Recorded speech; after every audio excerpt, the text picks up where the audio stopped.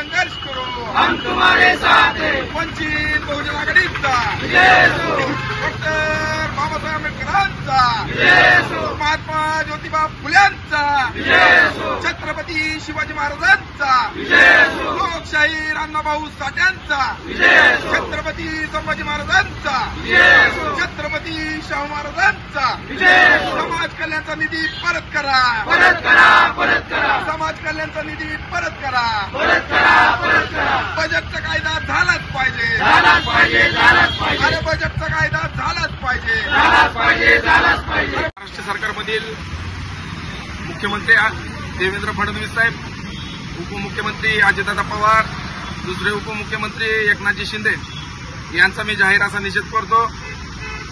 आज वंचित बहुजन आघाडीचे राष्ट्रीय अध्यक्ष श्रद्धेय बाळासाहेब आंबेडकर, प्रदेशाध्यक्ष रेखाताई ठाकूर, प्रदेशाध्यक्ष निलेश विश्वकर्मा साहेब यांच्या आदेशाने संपूर्ण महाराष्ट्र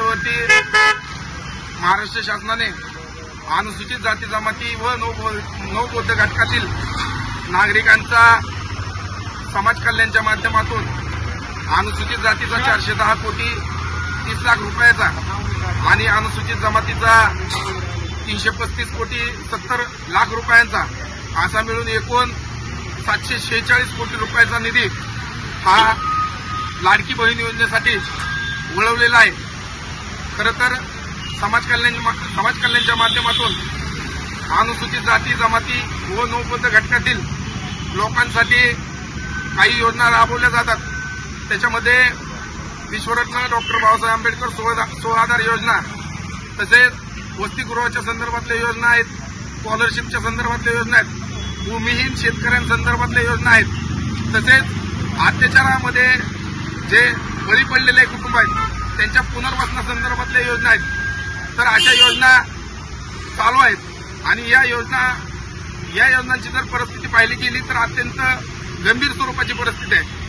या योजनांचे पैसे, या योजनांचा निधी हा महाराष्ट्र सरकारकडून दिला जात नाही. या योजना व्यवस्थित चालल्या जात नाहीत.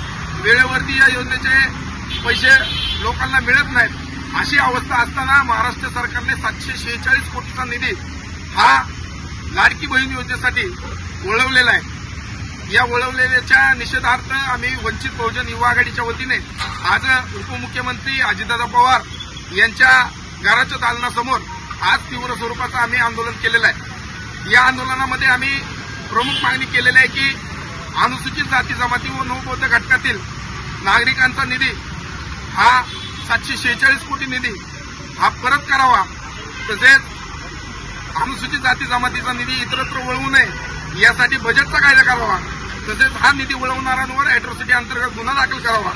निधी वळवणाऱ्यांवर कठोरात कठोर कारवाई करावी अशा आम्ही या आंदोलनाच्या माध्यमातून मागण्या केलेल्या आहेत. जर का प्रशासनाने आणि या ठिकाणी असणाऱ्या शासनामधील नेत्यांनी या आंदोलनाची दखल घेतली नाही, हा निधी परत केला नाही किंवा हा निधी वारंवार वळवण्याचा प्रयत्न केला तर आम्ही या सरकारमधील देवेंद्र फडणवीस, अजितदादा पवार, एकनाथजी शिंदे आणि त्यांच्या सरकारमधील सर्व नेते मंत्री यांना आम्ही महाराष्ट्रभर फिरू देणार नाही, असं मी या आंदोलनाच्या माध्यमातून त्यांना आवाहन करत आहे.